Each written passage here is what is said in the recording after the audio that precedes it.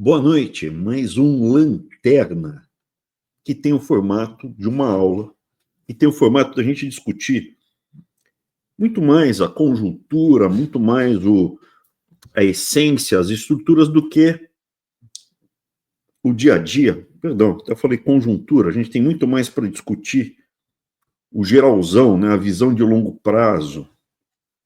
Enquanto que o Weintraub sem filtro olharia muito mais o espírito do tempo, né, o Zeitgeist. O Lanterna, esse programa Lanterna, seria o Weltgeist, o espírito do mundo. A gente olha a perspectiva de longo prazo, tenta entender a história, analisar, ponderar, ver as tendências e aonde estão os fundamentos. É mais sério, mas eu acho que a gente pode discutir com muito mais profundidade os assuntos. E uma coisa que eu queria discutir hoje é por que nós temos que conhecer a história. Boa noite, Eric. Tudo bem contigo? Boa noite, grande Abraham Weintraub. Todo mundo aí deixou de assistir o fantástico Luciano Huck, hein? Para estar aqui hoje vendo nossos rostos maravilhosos para começar a semana daquele jeito, né, Abraão? É verdade, é muito melhor você ficar com a lanterna do Abe do que com o vibrador da Angélica, né?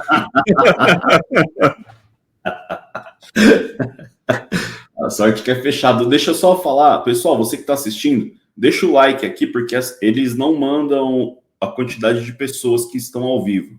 Então, se você está no canal do Farol ou no canal do Abraão, deixa o like para eu conseguir dar uma olhada quantas pessoas. Aumentou bastante o número de membros essa semana. Então, é isso, só para a gente saber quantas pessoas estão aí. Bora para a aula, então, Abraão? Bora, são 29 slides. Eles têm... Primeiro eu queria introduzir um conceito e um pensamento.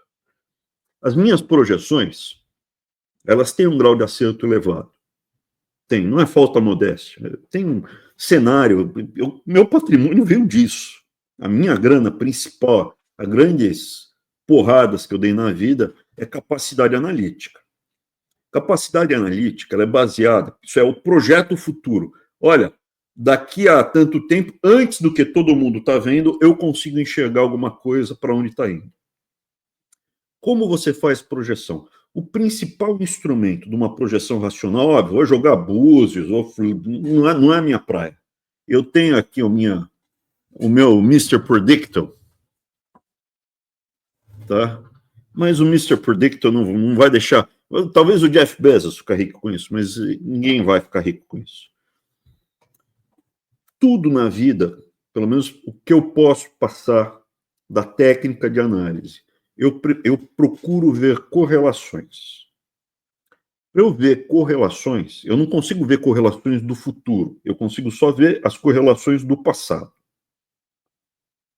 Então, olha, carro sai da fábrica com 4 pneus e um step.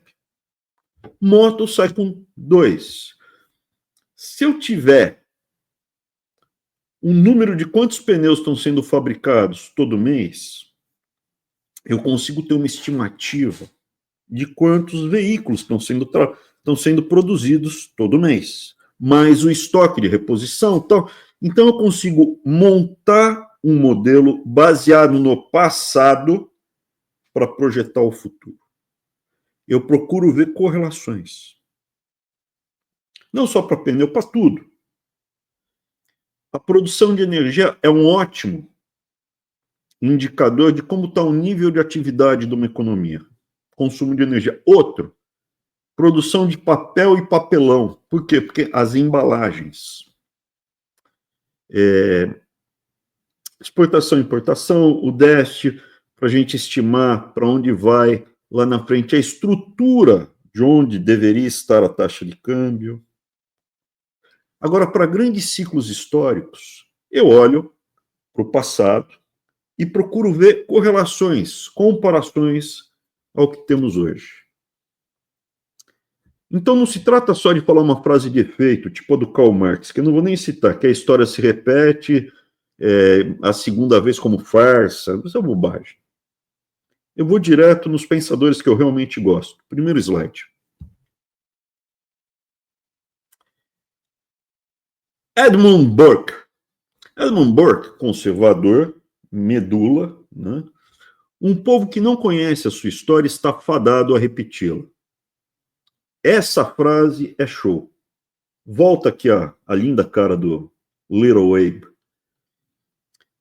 Se você me perguntar qual foi a maior conquista que nós tivemos durante o governo Bolsonaro, não foi sistema de alfabetização, foi Banco Central independente, não foi. Foi desmascarar o exército de Deodoro. Pela primeira vez, nós pudermos ver a podridão, a imundície, o lixo que é o exército de Deodoro. É a primeira vez que a gente viu que o verdadeiro inimigo é o exército de Deodoro. Todas as vezes que nós chegarmos lá e o exército puder destruir a nossa oportunidade de mudar o Brasil e derrubar a República de Deodoro, eles vão atacar, eles vão dar o bote e vão pegar. Eles quem? As mesmas famílias que estão lá desde o golpe da República.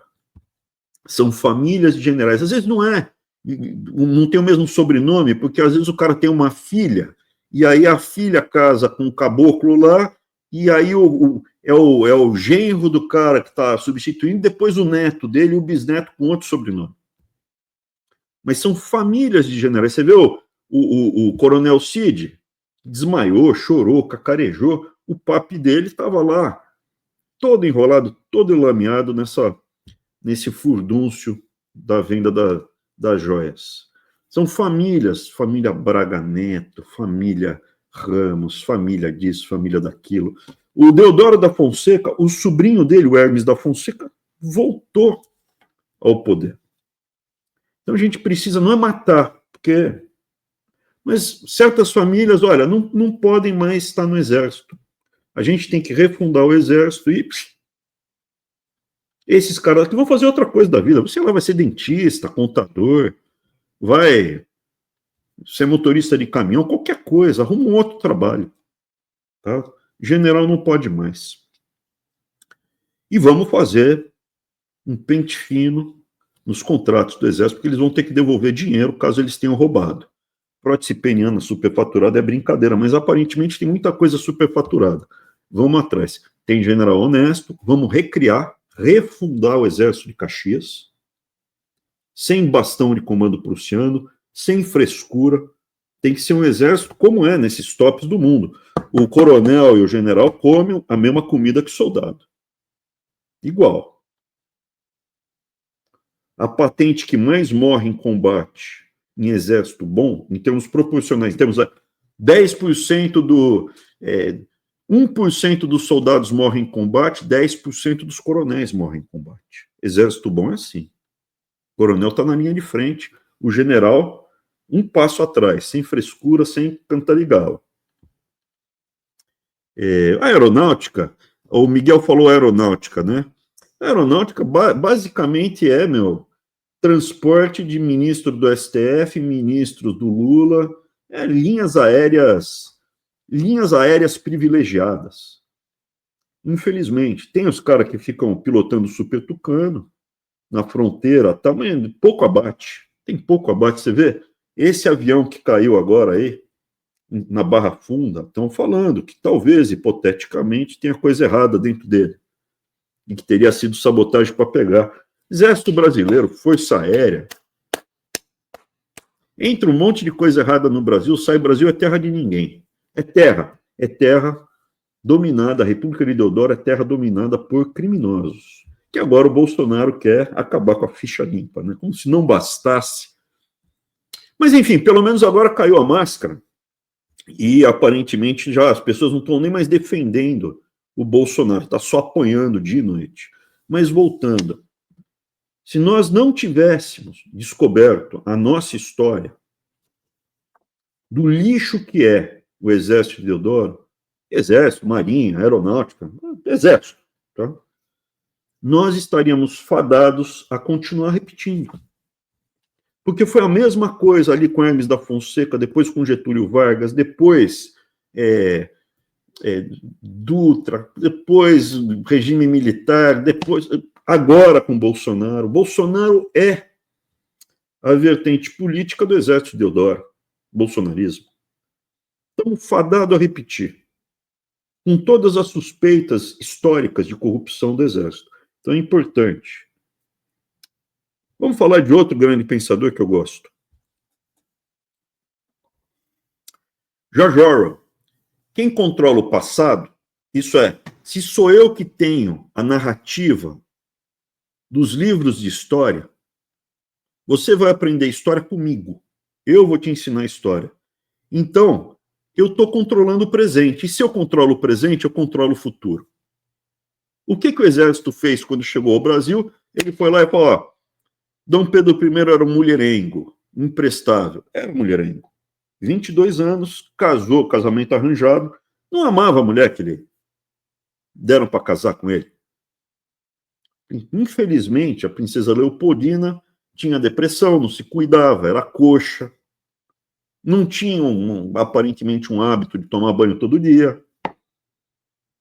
E o cara, era uma pessoa com uma mega energia, o Pedro I.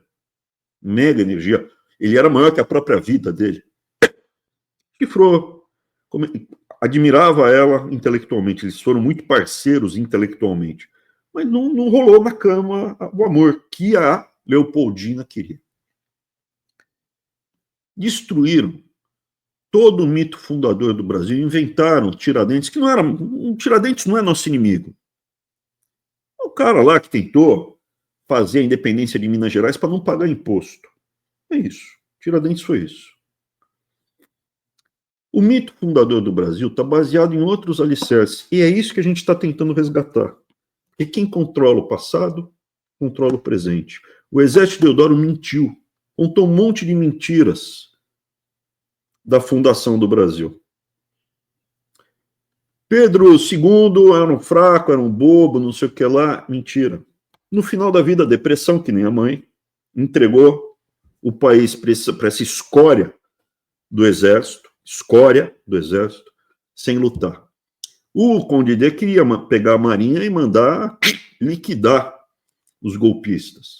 Infelizmente, naquela depressão, naquele momento, ele não enfrentou. Outra mentira, que agora aparentemente começa a ser desconstruída, o mito que o Brasil foi o grande vilão na Guerra do Paraguai, Solano Lopes.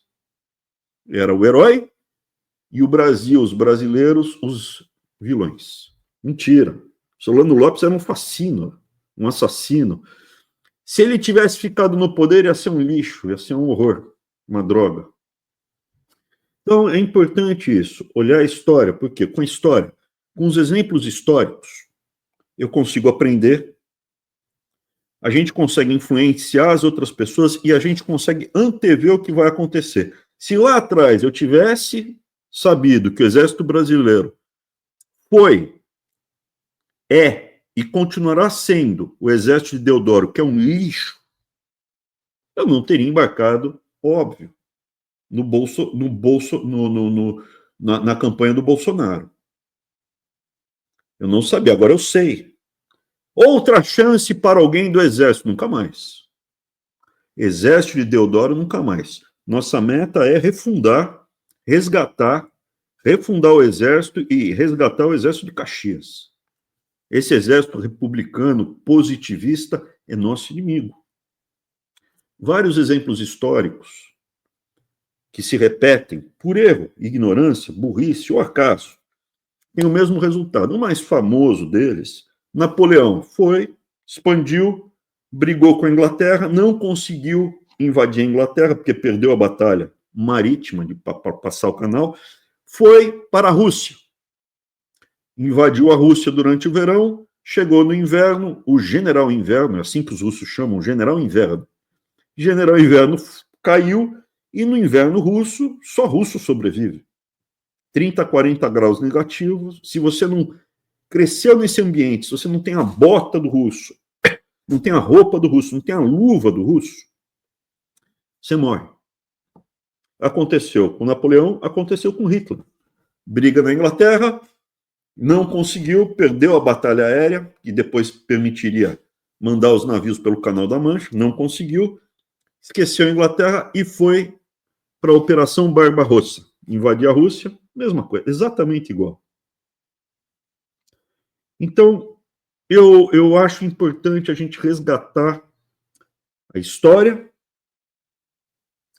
do Brasil e o seu mito fundador. O Brasil é a fusão do português, do negro, do índio, do imigrante europeu que veio depois, do japonês. Mas o elemento português, que é o preponderante, a língua que a gente fala não é o tupi, tem temperos de tupi. A língua que a gente fala não é o bantu iorubá. Então, nós somos, na sua essência, culturalmente brasileiros, nós somos dos portugueses das navegações, não do português atual. O português atual é o cara que viu, imagina o seguinte, o mundo está acontecendo. Tem um monte de oportunidades nas Índias, nas Américas, lá em Newfoundland, no norte do Canadá, todo mundo ficou... E aí o pessoal, medrosão, não quer entrar no barco. Todo mundo que tinha um espírito, né? Todo mundo que era um Übermensch, todo mundo que era uma pessoa maior que a própria vida, entrou nas caravelas e foi correr risco, e foi mesmo diante da morte, foi ver o que ia acontecer. Você pode ficar aqui em Portugal, nessa mediocridade, ou entrar nas caravelas e se aventurar pelo mundo, porque as oportunidades são infinitas. Os brasileiros são descendentes dos portugueses que entraram nas caravelas. Os portugueses que estão lá são os que, opa, estou com medo. Não vou. É importante a gente saber. E quem foram os portugueses? Esses portugueses que estão descritos nos Lusíadas. Escutem. Ah, não tenho paciência para ler. Escuta os Lusíadas. Leia a leitura. Os Lusíadas é um dos poucos livros que não, audiobook, perde muito, porque ele é esculpido. Ele é esculpido. Se você pegar a página, as páginas, elas são desenhadas, né, com os poemas. Precisa ler, tá? Os Lusíadas. É um livro, se você nunca leu, não tem o hábito de ler, é um livro difícil, você entra no ritmo. Quem eram os portugueses? Como surge Portugal? É isso que a gente vai falar hoje. e utilizar o mito fundador para projetar o nosso movimento aqui. Próximo slide, por favor, Eric.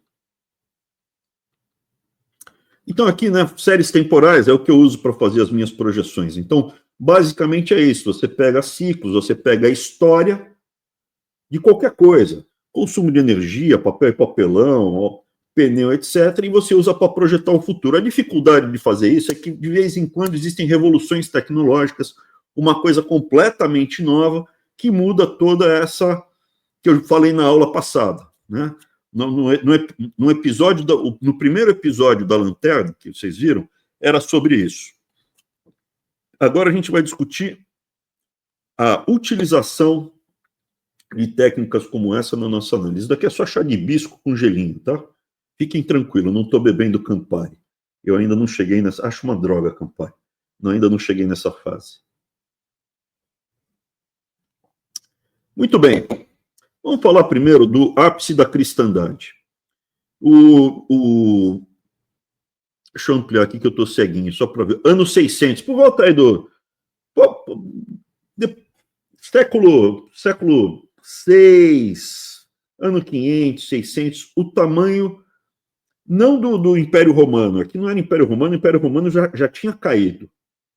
Já estava dividido entre o Império Oriental, o Império bizantino, e do outro lado, onde tem Espanha, França, Itália, já eram godos, visigodos, vândalos que estavam... Mas aqui quais eram as religiões dessa época? Basicamente era cristão e alguma coisa de judeu. Quanto era de judeu? Mais ou menos uns 10%, era bastante. O que aconteceu com os judeus? A maioria foi convertida, uma parte foi morta, mas a maior parte se converteu, né? Foi gradualmente se convertendo. Chegou a ser 10% da população dessa região, os judeus. Aonde tinha, né? Aonde tinha, você veja que era espalhado em todo o mar Mediterrâneo e descia, inclusive, pelo Rio Nilo, chegando ali onde é Somália e Etiópia. Próximo, por favor. E o que aconteceu? Por volta aí do ano 600, você tem o Maomé, aonde num período muito curto de tempo, estamos falando aí de 100 anos, ele expande rapidamente os territórios, ele conquista toda essa parte à direita, era os persas, que era outra religião, né, zoroastristas. Ele rapidamente conquista todo o Império Persa, pega uma grande parte do que era o Império Bizantino, todo o Oriente Médio, Israel, Síria, chegando até a Anatólia, né, que consegue escapar, pega o Egito, rapidamente, o Egito era cristão, todo cristão, cai rapidamente, todo cristão não, tinha judeu também, né, tinha pouco judeu, mas tinha 10% de judeu, mas o Egito cai, e ele ocupa todo o norte da África, e invade, agora chegando aonde eu quero, e invade a Península Ibérica, Portugal e Espanha, que na época eram reinos visigodos. Visigodo é o seguinte, quando no final do Império Romano, os godos, alemães, né, germânicos, invadiram o Império Romano e viraram a classe dominante. E quem mandava ali na Península Ibérica eram esses descendentes desses alemães que invadiram o Império Romano ocidental na sua decadência. Muito bem, eles não conseguiram se organizar, estavam bagunçados, os árabes rapidamente foram para o norte da África, se juntaram aos berberes, que é uma outra cultura, uma outra população que existe até hoje, falam outro idioma, mas se juntaram e invadiram a Península Ibérica. Detalhe, tem as montanhas que são os Pirineus, montanha alta aí, entre a Espanha e a França. Eles passaram os Pirineus e começaram a invadir a França. Pode passar, por favor, o próximo slide. Nesse período de conquista rápida de toda a Península Ibérica, próximo, por favor, sobrou um pequeno pedacinho que eles não conseguiram entrar, que era nas Astúrias e no País Basco. Região um pouco mais montanhosa, pobre, o pessoal foi mais aguerrido e falou, aqui não. aqui vocês não vão mandar na gente. E eles conseguiram manter a independência. Os muçulmanos olharam e falaram, só tem porcaria também, vou ficar correndo atrás de matuto no meio do mato, deixa eu ver onde tem riqueza, e atravessaram os Pirineus e foram para a França, próximo slide. E na França, eles iam tomar toda a França. Toda a França. No meio da França, teve uma batalha importante, onde eles foram derrotados, foram estraçalhados por um cara chamado Charles Martel. Martelo é martelo, porque ele ia para a guerra com um martelo de guerra, né? Que é uma arma comum, né? O Macabeus, né? Judas Macabeu, que é um outro guerreiro que lutou contra os gregos, Macabe é martelo, tá? Então é uma arma normal de guerra. Charles Martel, inclusive eu falei errado uma vez em algum Weintraub Sem Filtro, eu falei Marcel Le Martel, não é Charles Le Martel. Charles o Martelo. Chutou os caras para fora da França. Quando foi isso? Ali, naquele período que eles estavam tomando tudo. 732. 10 de outubro de 732. Detalhe, hein?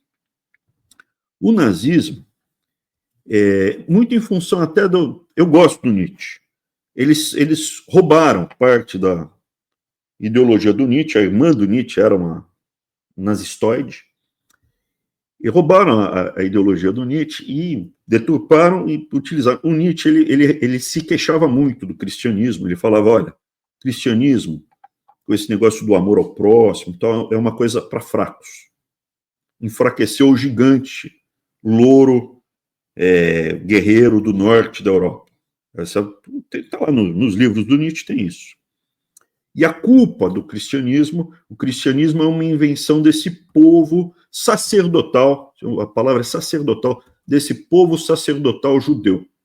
Jesus era judeu e tal, então o judaísmo também é fraco, é ruim e tal, e enfraqueceu o povo. O Hitler, e, veja, os nazistas, os mais linha dura mesmo, nazista, eles eram ocultistas, né? Eles acreditavam na sociedade Turing, bruxaria, um monte de maluquice, e eles eram contra o cristianismo e queimavam a igreja. Muitos padres no norte padre católico no norte da Europa foram parar em campo de concentração, não foi pouco não, hein? E muita igreja foi queimada, tá? Evidentemente, perto do que aconteceu com os judeus foi, né?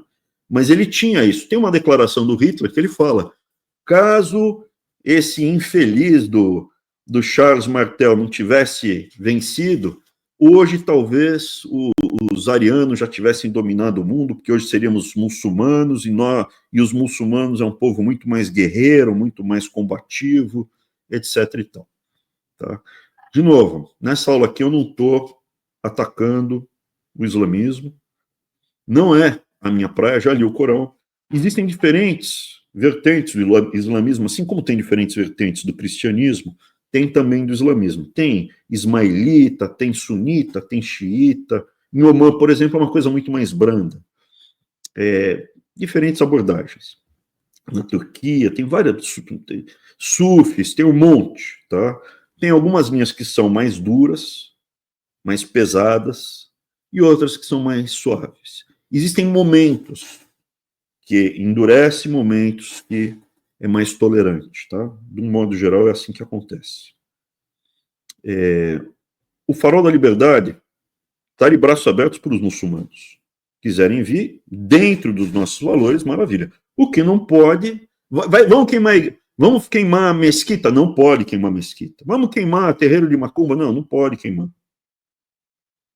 O que você tem é que se comportar dentro dos valores que a gente preza. Até para não cair no mesmo erro que aconteceu em Espanha e Portugal, quando eles ficam fundamentalistas, radicais, intolerantes, e isso gera, inclusive, um segundo momento de decadência de todo o Império Português e Espanhol. A gente vai falar sobre isso. Então, a gente tem que aprender com o passado. O meu vínculo é com os meus valores. Eu defendo os meus valores, eu defendo os meus ideais. Se você é preto, branco, amarelo, azul, e tem os mesmos valores, você é meu irmão no combate. É tão difícil achar um amigo. É tão difícil. A minha experiência de vida, eu já tô... É difícil achar um amigo. Depois que você acha, você ainda quer... Não, agora tem que ter um olho verde e outro azul. Você é um idiota. Tá bom? Você é um idiota. O que a pessoa precisa ter valores parecidos com os seus. Entre um muçulmano que está disposto a seguir essa abordagem geral e o padre Lancelotti, o muçulmano é meu amigo. Tá? E o muçulmano que quer explodir é meu inimigo, eu vou me enfrentar e não vai ter acordo. E o muçulmano que está na mesquita pregando, matar, também, esse não tem papo. Esse não tem papo. Tá bom? Vamos voltar? No ano 732, então, o que acontece? Eles conseguem estancar a expansão do Islã. Sobra um pedacinho ali no norte da Península Ibérica atual, País Basco e Astúrias, ali, Santander, fica aí, né? Sobra um pedacinho ali de cristãos livres. A maior parte da Espanha, a maior parte da população espanhola continua sendo cristã, e judeus, tinha muito judeu também. Só que dominados pelos muçulmanos que cobravam jizya, que é um imposto. Você quer continuar sendo cristão ou judeu? Sim, tudo bem. Você não pode andar a cavalo, não pode ter arma, não pode cultivar terras novas, isso é. Se você já está aí com o seu pedacinho de terreno, mantém. Paga imposto, mantém. Você não pode ampliar as suas terras. Fica aí no seu canto e beleza. Não pode construir igreja nova, não pode construir sinagoga nova, mas paga o imposto e beleza, vamos tocando ficha. Isso é quando eles são tolerantes. Existem momentos de intolerância que aí, né, explode as coisas. Os cristãos tiveram momentos extremamente tolerantes nesse período, e aí vem, depois que termina a conquista, intolerância a ponto de queimar, destruir, matar também. Tá? Então, é que se você lê o Corão e lê a Bíblia, você vai ver que é muito mais fácil você ser tolerante seguindo a Bíblia, na minha opinião, pela forma como é escrita, é muito mais fácil você ser tolerante na Bíblia, amar o seu inimigo, na Bíblia está escrito, ame o seu inimigo, do que com o Corão. Então, leia o Corão, outro livro que eu recomendo, leiam o Corão e cheguem às suas próprias conclusões. Voltando. Então, tem expansão islâmica que é interrompida aí em meados do século VIII. Próximo, por favor. E fica nesse rame-rame, nessa situação de conquista. Então o Islã expande rápido, fica enorme, e aí dá uma estabilizada, dá uma estancada. Conseguiram impedir. Lá nas bandas lá do Oriente ainda continua a briga lá com os bizantinos, vão perdendo mais território, mas no mundo ocidental eles conseguem estancar. E aí o que acontece? Os cristãos, eles continuam vivendo lá no Oriente Médio e continuam fazendo as suas peregrinações à Terra Santa. Eles fazem a peregrinação. Só que quando eles iam peregrinar para lá, eram roubados, eram alucinados, tal, né? Maltratados, e os cristãos que estavam lá também eram maltratados, dependia muito da dinastia, do momento histórico. Quando o Papa Urbano II chama a Primeira Cruzada, no ano 1095, tá? O Papa pediu aos católicos, então não eram os cristãos bizantinos, que ainda tinha na Anatólia, livros e tal, ele pediu aos católicos, isso é, alemães, ingleses, na época não tinha protestante, alemães, ingleses, franceses, também não tinha esses países, as pessoas que viviam nesses territórios da Alemanha, da França, da Inglaterra, e da Itália, para fazer uma cruzada, para proteger os peregrinos. Próximo slide. E o grito de guerra, Deus vult, Deus quer, Deus vult, Deus quer. Era um grito de guerra, Deus quer. Então, do mesmo jeito que os muçulmanos gritam Allahu Akbar, né? Tinha Deus vult, Deus quer. Próximo, por favor. O que é pouco divulgado é que as cruzadas também aconteceram no Ocidente. Aonde no Ocidente? Na Península Ibérica. Você tinha o caminho de Santiago de Compostela, onde os cristãos peregrinavam. Aqui está o mapa, né? Saíam da França e caminhavam até a Galícia, né? Ao norte de Portugal, né? A Galícia, Santiago de Compostela fica ao norte da Península Ibérica, né? O noroeste da Península Ibérica, iam caminhando e nesse trajeto também, eram alucinados, tal, não sei o que lá. E tinha mais uma coisa, nas cruzadas havia esse idealismo de proteger os peregrinos e reconquistar a terra que havia sido cristã. Então, muitas pessoas iam lutar voluntariamente, iam lutar tal, só que em algum momento começou a ter também alguém que ia lutar para conseguir ser o dono das terras que eram reconquistadas. Não era só no love. O pessoal também queria se dar bem. Quem ia lutar? Principalmente, quem tinha sucesso quando ia lutar? Quem já era treinado para lutar. O camponês não era treinado para lutar. Ele era treinado para usar uma foice para cortar o trigo, ele era treinado para uma enxada, arar. O herdeiro do rei, o príncipe herdeiro, também não ia lutar, porque ele tinha que ser preservado para quando o rei morresse, ele assumir o lugar do pai. Então ele também não podia lutar. Alguns iam, mas não era o principal. O principal, quem ia lutar, quem ia muito lutar, eram os filhos não primogênitos da nobreza. Então tinha um conde, tinha um duque, alguém que era nobre, que não precisava trabalhar na roça, e passava o dia no castelo sendo treinado a usar espada, lança, andar a cavalo. E tinha algum dinheiro. Pô, filho, eu não vou poder deixar a terra porque a gente não pode ficar dividindo o reino, o condado, o ducado aqui, senão daqui a pouco a gente vira campesino. Bicho, eu vou te dar uma armadura, vou te dar uns cavalos, vou te dar um dinheiro, meu, se vira, cara. Vai meter as caras. Então, o fato de ter essa concentração da herança em uma única pessoa e a nobreza ter muitos filhos gerou um contingente de homens que não tinha uma perspectiva se ficassem ali, na terra deles. Eles saíram, ou virava padre ou virava guerreiro. E às vezes era a mesma coisa. Por quê? Porque começou ali com as cruzadas a criar ordens de cavaleiros monásticos. Voltando para o caso de Portugal. Henrique de Bolonha, conhecido em Portugal como conde, porque Portugal começa como um condado, não era um reinado, era um conde ali, o norte. Henrique de Bolonha, conhecido em Portugal como Conde Henrique, nasceu em Dijon, na França, presta atenção, nasceu na França, e ali por volta de 1066. Pertencia a uma família de duques de Borgonha, só que ele era o filho mais novo. Dom Henrique tinha poucas possibilidades de ficar lá, né? Não ia fazer nada, ia virar um traste ficasse lá. Então ele aderiu, ele se lançou como cavaleiro para ir ajudar o rei Afonso, que era o reino de Leão, a gente vai mostrar depois onde ficava o reino de Leão, a expandir o seu território e reconquistar os territórios que eram cristãos e tinham sido tomados pelos muçulmanos 200 anos, 300 anos antes. 200 anos antes.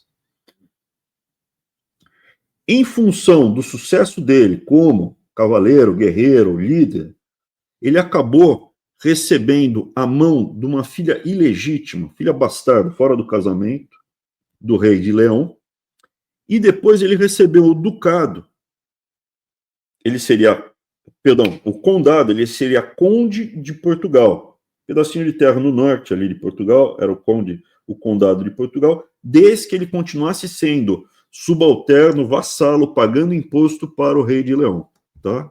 Presta atenção, então um francês, um cavaleiro francês, foi parar em Portugal para lutar, foi parar no norte da Península Ibérica, atualmente Espanha, Leão é Espanha, para lutar contra os mouros, e ali ele vai e se estabelece como conde de Portugal. Próximo. Então, aqui dá para ver o reino de Leão, né? Que está aqui no norte, e ali que ele vai na fronteira, ali ele vai guerrear contra os outros. Depois tem Castela, era outro reinado. Castela, porque tinha muito castelo, eles construíram um monte de castelo para se proteger. Tem o reino de Aragão, tem o reino de Navarra, tem o condado de Barcelona e em verde, muçulmanos. Próximo. Ah, desculpa. E várias ordens de cavaleiros.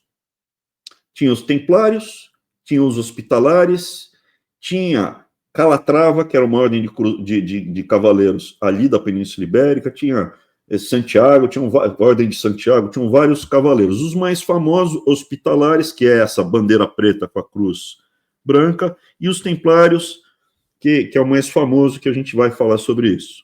Põe aí, por favor, próximo. O que eram os templários? Então, a ordem dos pobres, o nome era esse aqui, ó, em latim, né? Pauperes, a ordem dos pobres cavaleiros de Cristo e do Templo de Salomão.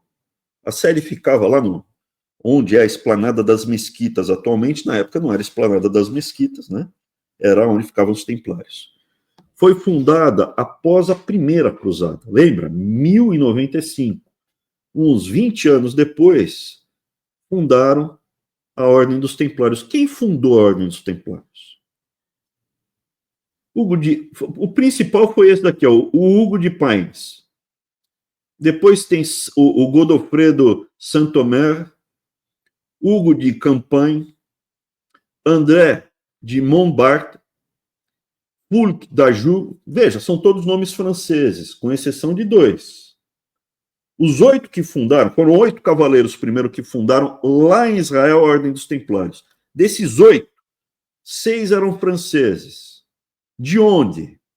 Ali, de Bolonha, de onde saiu esse conde que eu estou falando. E esses 2 aqui eram portugueses. Os templários, logo de saída, eles estavam, ó, muito próximos de portugueses ou de guerreiros de Bolonha que foram lutar para reconquistar o território português. Isso poucas pessoas sabem. Isso é uma aula de história completamente fora da casinha. Portugal foi um projeto, Portugal foi um projeto templário. Portugal nasce como um projeto templário. Na Península Ibérica, tem várias, entre aspas, nações, culturas. Você tem os galegos, Galícia, ao norte de Portugal. Você tem ali, Santander era diferente, você tem Barcelona ali, Catalunha, você tem os bascos, você tem a principal Castela, né, que são o cerne mais forte, você tem ali em Valência também, várias, ao sul, muito árabe. Por que só Portugal ficou independente? Eu acho que foi muito em função da estrutura, do planejamento, de toda a base templária, da organização templária que permitiu Portugal nascer, surgir, se expandir, crescer e depois fazer as navegações ultramarinhas. Próximo.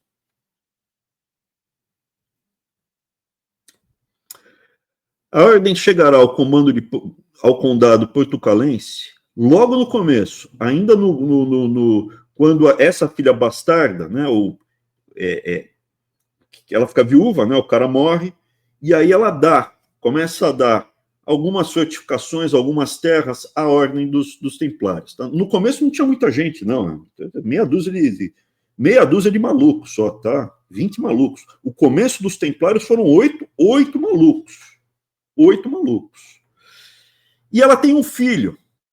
Ela tem um filho que é o Afonso, que é o primeiro rei de Portugal. Ele se tornará o primeiro rei de Portugal. Existe uma discussão se ele foi ordenado templário ou não, cavaleiro templário ou não. Existe uma discussão se foi ou não foi, tá? Próximo. Porque naquela época ainda tinha voto de castidade, então, né? Então, o rei Afonso de Portugal, ele teria sido um irmão templário, um cavaleiro templário. E ele acaba se tornando, depois, uns 10 anos depois, o primeiro rei de Portugal. Ele era o filho de Dom Henrique, que morreu.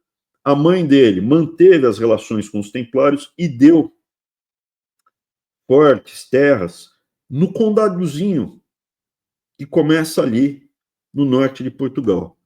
E com o apoio dos cruzados do norte, principalmente da França, de Borgonha, junto com a ordem já estava se estruturando em Portugal, eles começam a reconquista e tomam, por exemplo, Lisboa em 1147. Próximo. O que acontece antes disso? Esse Bernardo de Claraval, você vê como era ligado, ele era primo do Dom Henrique. Era primo. E ele que foi escolhido pelo Papa para organizar a segunda cruzada. Então, os cavaleiros, as cruzadas, estavam muito associados, havia um fluxo muito grande, as famílias eram as mesmas. O primo ia lutar em Israel, o outro primo ia lutar ali em Portugal, trocava. Antes, em 1128, na Batalha de São Mamede, já havia defendido a criação da Ordem dos Templários. Então, você vê isso, e ele que redigiu o estatuto, as regras dos Templários. Volta lá, por favor. Eu esqueci de ler o finalzinho. Dom Afonso Henriques fez parte dos Templários. Em tese, ele fez parte dos Templários. Tá? Essa é uma questionável. Tá? Próximo. E o brasão dele, esse era o selo do primeiro rei de Portugal, do conde de Portugal, que é a cruz templária. Próximo. Dom Afonso Henrique se armou cavaleiro templário, haviam excelentes relações com os nobres de Borgonha, inclusive o Bernardo de Claraval, relações familiares, inclusive, fortalecidas por viagens constantes de várias pessoas ali de Borgonha, de Portugal, para Israel, para a Terra Santa. Havia o projeto, agora presta atenção nisso, hein? Esse Bernardo de Claraval, que escreve o primeiro estatuto dos Templários, que organiza a Segunda Cruzada, ele quer criar ele não somente quer reforçar, estruturar a Ordem Templária, como ele quer criar uma nação templária que seja independente. Aonde? No extremo ocidente da Europa. Isso foi planejado, sendo que um dos membros templários seria o rei desse país. Então, esse planejamento já existe. Portugal surge de um projeto de 20, 30 pessoas. Sentam, organizam, vamos pensar numa coisa grande aqui, vamos mudar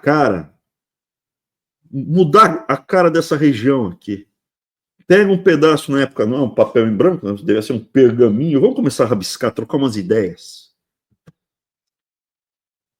Coragem, cabeça, visão, ousadia, um pouco de fé, transformam o mundo. Essa é a história. É controverso isso, não é 100%, não está em... Você tem que dar uma cavada para encontrar tudo isso. Mas essa é a visão, para mim, como surge Portugal. Tá? E Portugal se preserva. Próximo.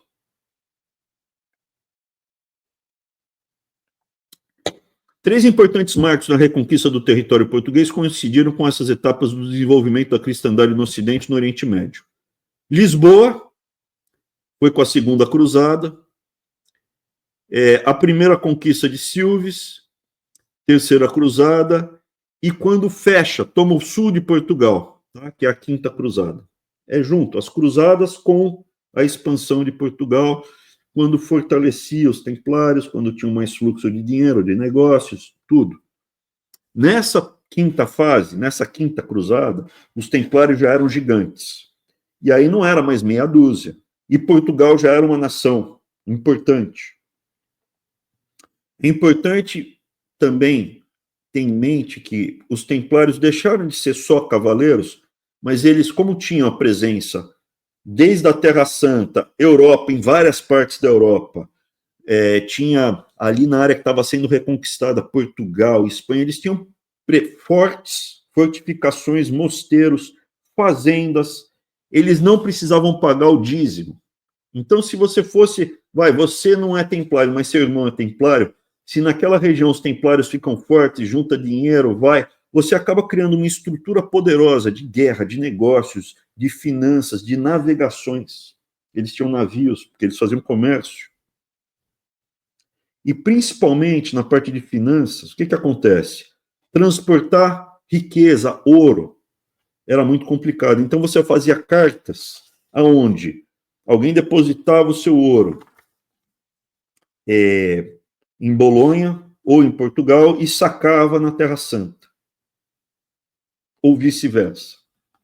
E emprestavam dinheiro também. E não tinham que pagar o dízimo, os 10%. Tá? Próximo. Então está aqui o Reino de Portugal, né, começa lá no norte, quando se separa do Reino de Leão, ele consegue separar do Reino de Leão, e aí expande, começa o período de expansão, não somente Portugal, todos esses reinos continuam se expandindo, né? Por favor, próximo.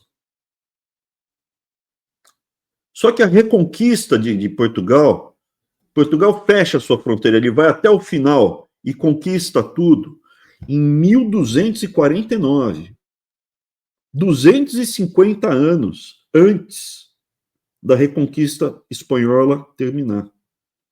Veja, Portugal vai descendo, quando ele fecha o finalzinho, lá embaixo, né, ele faz fronteira só com o reino de Castela. Havia o reino de Castela, o reino de Aragão, tinha ali Navarra e Portugal. Depois Navarra foi engolido, Castela e Aragão se casam entre si, e aí vira Espanha. Então, Portugal não iria atacar a Espanha. A partir de 1249, Portugal está com a sua fronteira fechada. Não havia mais briga no continente europeu pela expansão de Portugal. Mas presta atenção, a conquista terminou no Algarve, né? Algarve é o sulzinho ali. Mas presta atenção, de 1249 a 1500, o que acontece? Próximo. Então, aqui só mostrando, né? 1492 é quando cai o Emirado de Granada e se toma Alhambra, né? E principalmente com o casamento de Ferdinand de Aragão com Isabela de Castela, que são os reis católicos.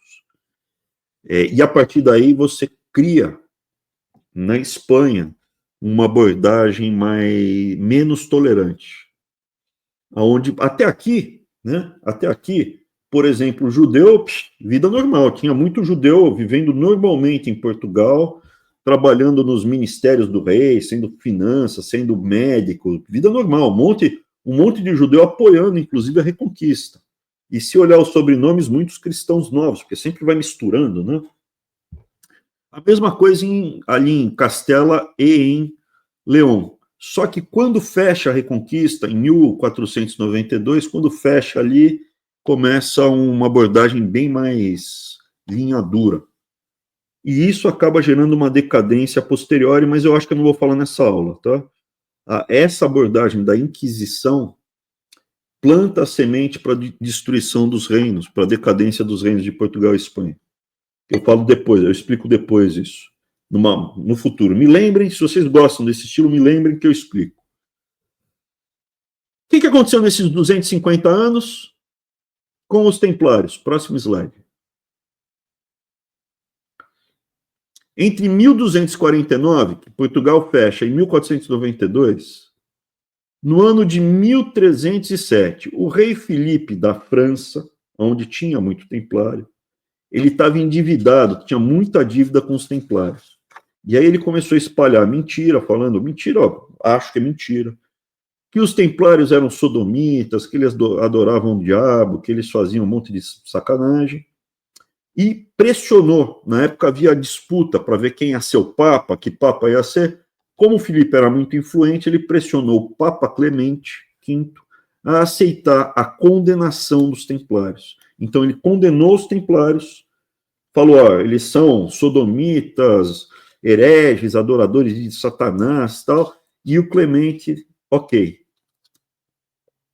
Em 1307, muitos membros da ordem foram detidos e queimados publicamente. Em 1312, o Papa Clemente dissolveu a ordem. A ordem de prisão foi redigida em 14 de setembro do chefe, né? Do chefe dos templários da França. E no dia da exaltação da cruz, no dia 13 de outubro de 1307, numa sexta-feira, todos os cavaleiros que estavam no território francês foram detidos. Vem daí a superstição, ou não, que uma sexta-feira, 13, é um dia de mau agouro. Porque os templários foram destroçados nessa sexta-feira, 13, em outubro de 1307. Próximo. A ordem depois é extinta em 1312 pela bula papal do Clemente V e transfere todos os bens templários para os hospitalários. Não somente para os hospitalários, né, cancela as dívidas, então o rei, né, da França fica satisfeito, limpa os templários, enfraquece, só que ele não transfere tudo. Os bens que tinham em Portugal, o rei de Portugal falou não pode. De Castela também não. Castela Aragão, Maiorca, que é a Espanha e Portugal, os quais ficaram na posse interina, temporária, dos monarcas, até que eles negociassem para quem iria os bens dos templários. Próximo slide, por favor.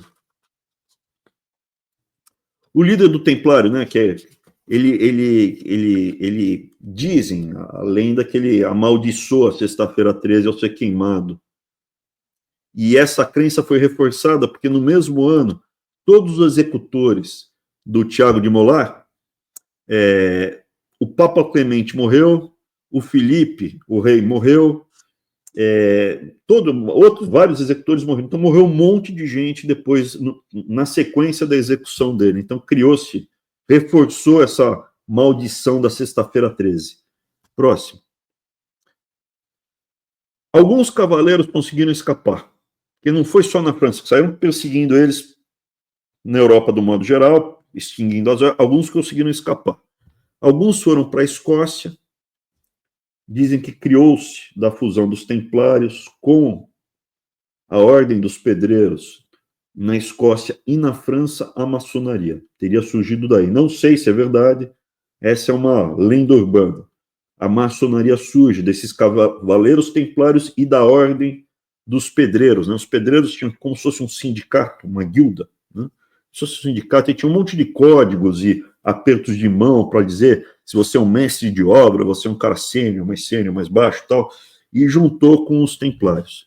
Só que o principal deles não foi isso. O principal deles, alguns inclusive foram de navio para Portugal. Eles tinham navios e foram de navio, levando ouro, levando riquezas, escapando, foram para Portugal. E em Portugal eles foram protegidos. Não só para Portugal. Alguns templários foram para a Suíça. E é a partir desses templários que foram para a Suíça que surgem os bancos suíços. Os bancos suíços surgem quando os templários vazam, são expulsos, né, são caçados da Europa e eles refugiam nas montanhas, na Suíça, e começam a trabalhar com o banco, que eles já trabalhavam antes disso. Próximo. Em Portugal, que é onde eles são mais acolhidos, eles não precisam se transformar em sociedade secreta, nada disso. Eles simplesmente mudaram o nome. Tudo que era templário agora é a Ordem Militar de Cristo. Deram um tapa na cruz. Você vê que a cruz é muito parecida com a cruz templária. O primeiro chefe é o Dom Diniz, primeiro rei de Portugal. É ele que cria o rei de Portugal. Não. Aqui é o seguinte. Está criada a Ordem Militar de Cristo, né? foi extinguindo do Templário. Quem era da Ordem Militar de Cristo, agora, quem era da Templário agora vira da Ordem Militar de Cristo, passa todos os bens para a Ordem Militar de Cristo, vida que segue. Continua tendo os monastérios, as fazendas, os territórios, e principalmente, próximo,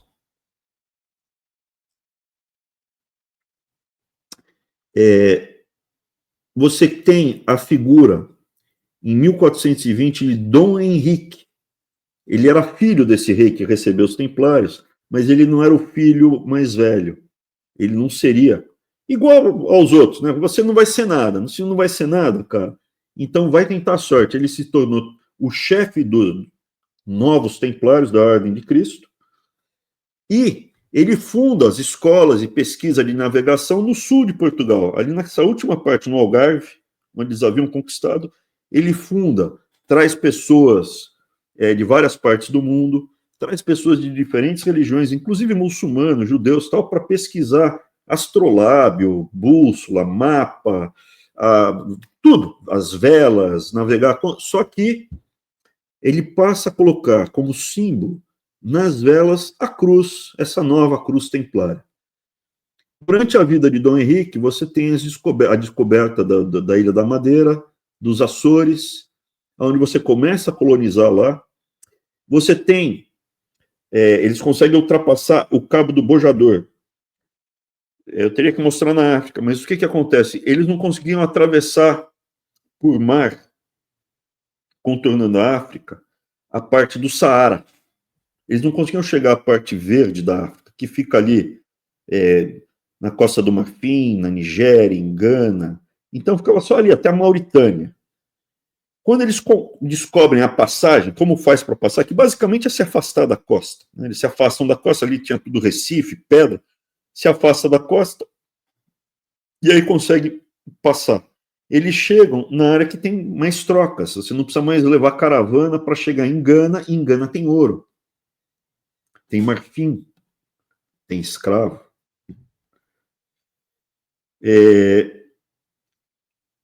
Também, durante a vida dele, eles descobrem Cabo Verde, que fica ali na região, né?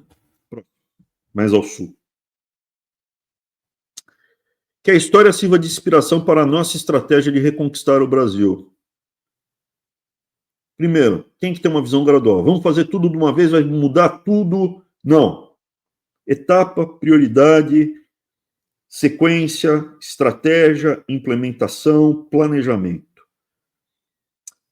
Institucional, não é o movimento do Abrão, não é o movimento do Dom Henrique, não é a ordem templária. Quem vocês são? Somos templários, queremos ter um pedaço de terra, queremos ter uma estrutura.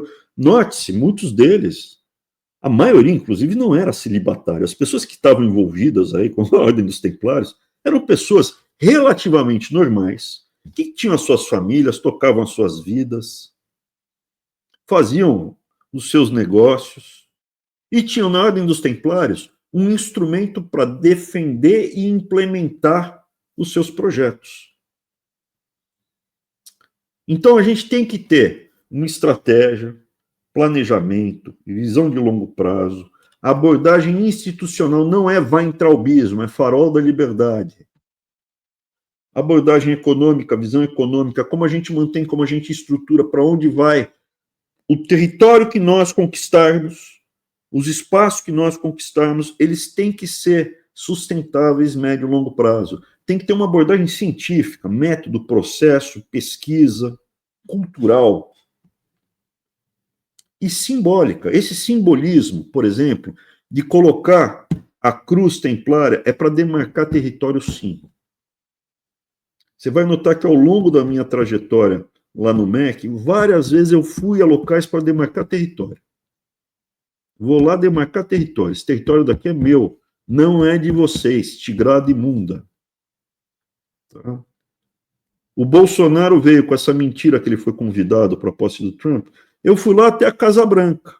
Há um simbolismo. Eu entrei na lojinha de souvenir da Casa Branca. Eu consegui o timbre, papel timbrado, e ainda perguntei para a mulher lá, na balconista, para a senhora que estava lá atendendo, onde é que eu compro o ingresso? E tinha vários eventos que eu podia comprar os ingressos. Vai lá, não sei aonde, resolve lá. Eu fui marcar o território ali, eu estava fisicamente no local mostrando aqui, ó. Eu estou aqui, eu consigo, ele não consegue, que é o ridículo, mentira deles. É importante o simbolismo, a demarcação, a coragem de se postar. Tá? Próximo, por favor. Esse aí da história é o último. Tem o parabéns lá. Quer dar o parabéns? E o que eu queria falar por último é o seguinte. Marcelão, parabéns. Feliz aniversário. Adiantado, é amanhã. Feliz aniversário, Marcelão. Marcelão, também conhecido como Popeye, tá? Beijão pra ti, Marcelão. Vamos para as perguntas. Deu 1 hora aqui, ó. Aulinha aqui, disciplina total, 1h05. Foi bem... 1 horinha, né? Porque teve a introdução, teve papinho, bom dia, tal. 1 horinha de aulinha. Então, a galera veio... Galera, deixem o like aí. Até agora a gente tem 100 likes, tá? Então, eu acredito que 100 pessoas... Acho que no seu canal tem umas 60 e pouco e no do Farol tem umas 30, umas 40. Então, significa que temos umas 100 pessoas aqui dentro da nossa sala de aula, com a gente, fora as que verão, né? No decorrer do tempo aí. Eu selecionei algumas perguntas. Mas vamos ver só essa primeira parte, as perguntas não. As perguntas não. Até aqui a gente deixa, né? A gente vai soltar amanhã, porque como a gente falou que é... Essa parte aqui é uma aula, é para ser petit comitê mesmo, é para ter esse papo, e agora é aqui, ó, é picadeira. Vocês fazem pergunta, discute, a gente vai falando. Enquanto você vai mandando recado, eu vou pegar mais gelinho aqui, que eu estou tomando o meu chazinho de hibisco acabou, agora eu vou tomar minha aguinha com gás. Vou pegar, mas a aguinha com gás tem que ser geladinha. Vou lá pegar. Beleza. Então, pessoal, façam umas perguntas aí de vocês. Quem quiser, né, fazer a gente vai responder. Eu já selecionei aqui algumas perguntas, mas quem quiser fazer superchat também não está proibido, tá? É que aqui não necessariamente precisa fazer. Como vocês já são membros, vocês já contribuem, então as perguntas de vocês, algumas aqui eu já selecionei. E podem fazer perguntas relacionadas à aula, ou relacionadas ao Farol, ou relacionadas ao Abrão, ou relacionadas ao plano de governo, ou a tudo, a mim, ao Gabriel, ao Arthur. Eles não estão aqui para responder, mas daqui para frente agora é a nossa bagunça